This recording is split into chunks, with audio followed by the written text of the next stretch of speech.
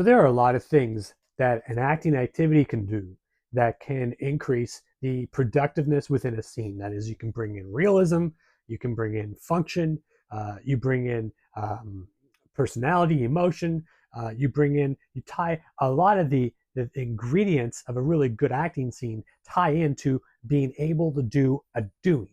Now, I like to call acting activities acting doings because you're actually involved in the doing. And most times, um, look, the industry sometimes will look at an acting scene and say, well, those are just for the exercises for theaters. But an acting activity or some, look, there's people that will call them Meisner activities because that's a construct of what is the Meisner technique. But if you look at the wider spectrum of acting, um, look, acting activities, Meisner activities don't belong only inside of the confines of a small black box theater with 18 or 25 or 55 people watching an acting scene.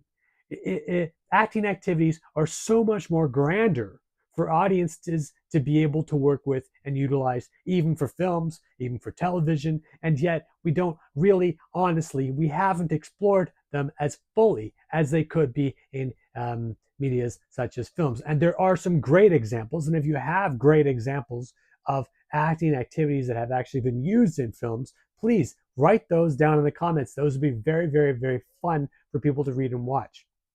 And there's some great examples. One example I could think of was giving birth to a cow that was actually in a film.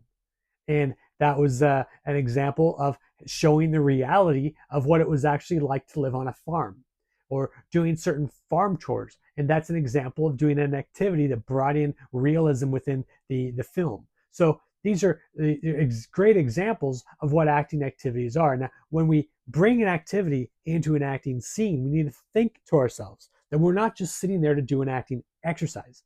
Yes, an acting activity or a Meisner activity is part of an acting exercise called originally called ins and outs, then now more known as doors and activities, as an acting exercise within theater and within the Meisner community. But we have to look at this and pull in the acting techniques that work for us and try to include those within the acting films themselves. And this is going to be able to achieve a lot of things for ourselves. First of all, it's going to be able to achieve our ability to be able to stay real, to be connected to our environment as well as the other actor.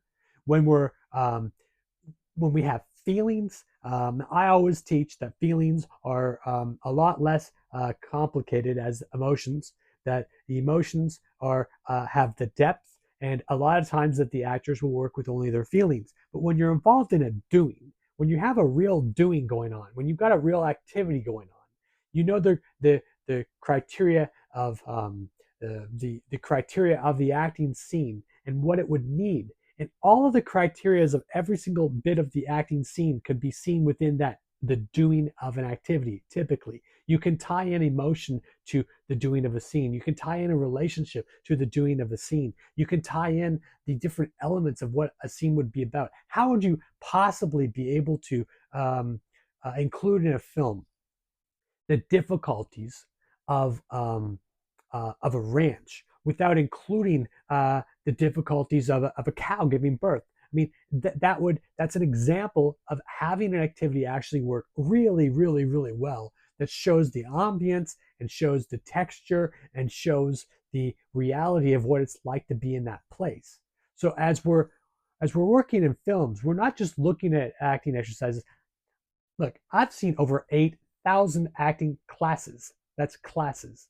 And I've seen and heard a lot of things, and I've genuinely, and I've kept a lot of things that I haven't said anything, but I will say that there's there's a reality to the way that we want to approach the acting activities is we want to approach the acting activities in a way that we are not just doing an exercise.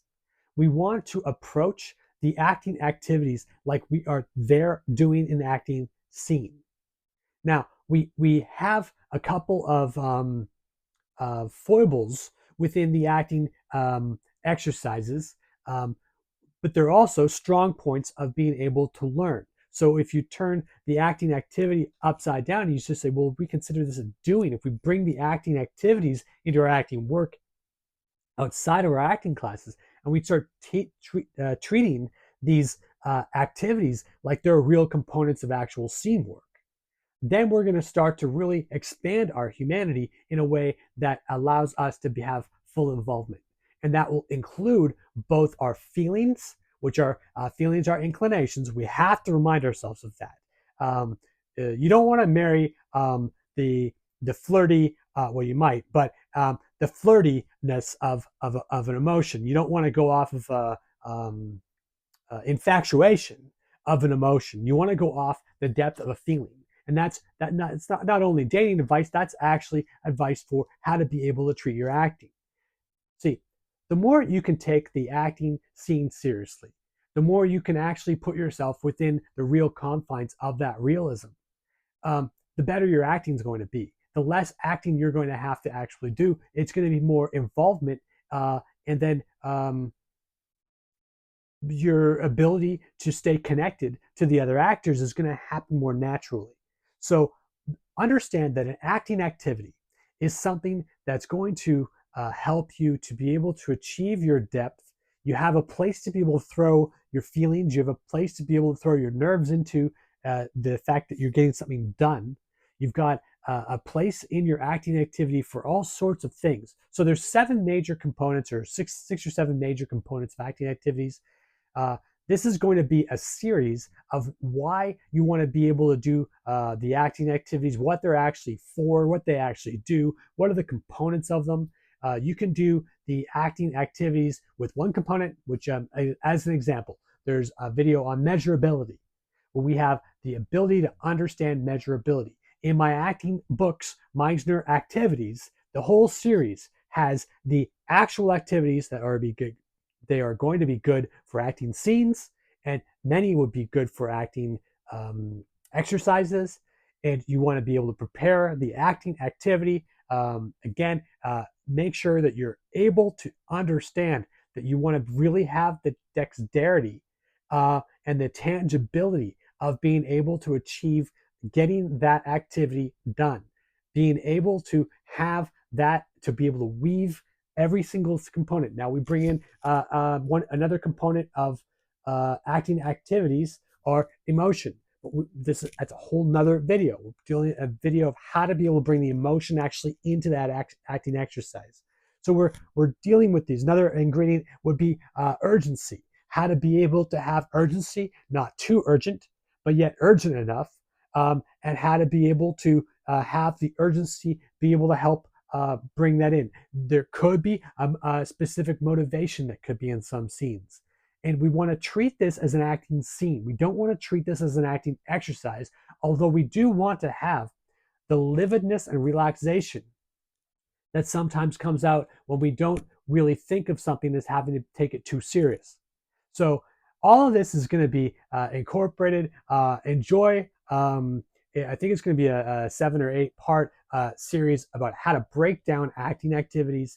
And let me know your favorite activities in the comments. I also have copious. I have a list. I'm trying to find it in some of my files and stuff, over 1,500 emotion. I've 2,400 emotions in my emotions book, and then I think it's about 1,500 or 1,600 acting activities, of which I have some of in different pieces. I'm going to keep assembling it through, and we'll get that done and figure that out too. But there are videos out there on copious ideas on how to, on the actual acting activities, different options for them. So enjoy that, and please feel free, leave a comment, and thanks very much.